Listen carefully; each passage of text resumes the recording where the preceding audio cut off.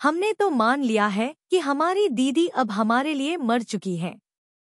अब हमारे बीच कोई रिश्ता नहीं बचा। यह कठोर और दिल चीर देने वाला वाक्य उस क्षण हवा में गूंजता है जब दुर्गा देवी वर्षों बाद अपनी चारों बहुओं के साथ अपने मायके पहुंचती हैं। जहां एक ओर दुर्गा देवी के मन में अपने बचपन के आंगन की मिट्टी को दोबारा महसूस करने की खुशी होती है, वहीं दूसरी ओर उनके दिल में अपने भाई और भाभी से मिलने की एक स्नेहिल उम्मीद पल रही होती है। जैसे ही वो अपने बचपन के घर की चौखट पर कदम रखती हैं, उनकी आंखें भावनाओं से छलक उठती हैं। हर दीवार, हर कोना जैसे उनकी यादों का गवाह बनकर खड़ा था। उनके चेहरे पर वो पुरानी मुस्कान लौट आती है, मानो समय कुछ पलों के लिए पीछे लौट आया हो। लेकिन यह सुकून का क्षण ज्यादा देर नहीं टिकता। तभी उनका भाई, जिनसे मिलने की उन्हें वर्षों से लालसा थी, एकदम रूखा और बेरुखा रवैया अपनाते हुए कहता है, तुम हमारे लिए बहुत पहले ही मर चुकी हो, इतने सालों बाद अब यहाँ क्या लेने आई हो। यह शब्द सुनकर दुर्गा देवी अंदर से पूरी तरह टूट जाती हैं। उनका चेहरा एकदम सफेद पड़ जाता है, जैसे किसी ने उनकी आत्मा को चोट पहुंचाई हो। उनके दिल का दर्द उनकी आंखों से बहते आंसुओं के रूप में बाहर आने लगता है। पूरा माहौल एकदम बोझिल हो जाता है। चारों बहुएं स्तब्ध होकर यह दृश्य देखती हैं, लेकिन एक बहू अहाना इस अपमान को सह नहीं पाती। उसका खून खौल उठता है।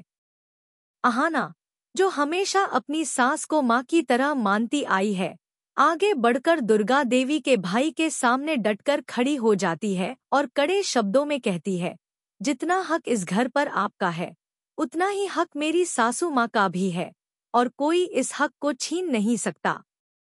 आप चाहे कुछ भी कह लें, लेकिन हम अपनी माँ का अपमान होते हुए चुपचाप नहीं देख सकते।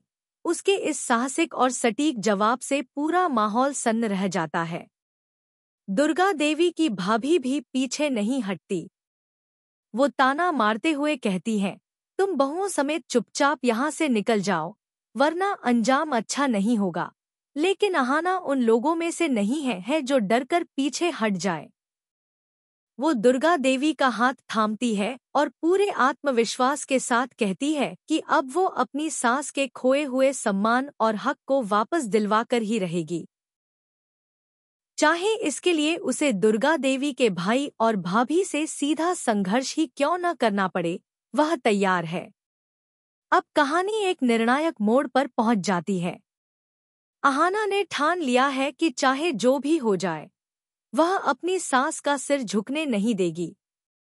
वह पूरे परिवार के सामने यह ऐलान कर देती है कि यह घर केवल ईंट पत्थरों से नहीं बना, बल्कि इसमें हर सदस्य की यादें, हर संबंध की नींव जुड़ी है। और अगर किसी को यह भ्रम है कि सालों का रिश्ता कुछ कड़वे शब्दों से खत्म हो सकता है, तो वे गलत हैं। वह अपने कदम पीछे नहीं हटाएगी जब तक कि दुर्गा देवी को उनका अधिकार, उनकी इज्जत और वह स्नेह, जो उन्होंने सालों पहले छोड़ दिया था, दोबारा न मिल जाए। सारे घटनाक्रम से दुर्गा देवी का दिल भले ही टूटा हो, लेकिन उनकी आंखों में एक नई चमक आ जाती है। उन्हें लगता है कि जो बहू उन्होंने पाली है, वह सिर्फ बहू नहीं, बल्कि उनकी असली बेटी।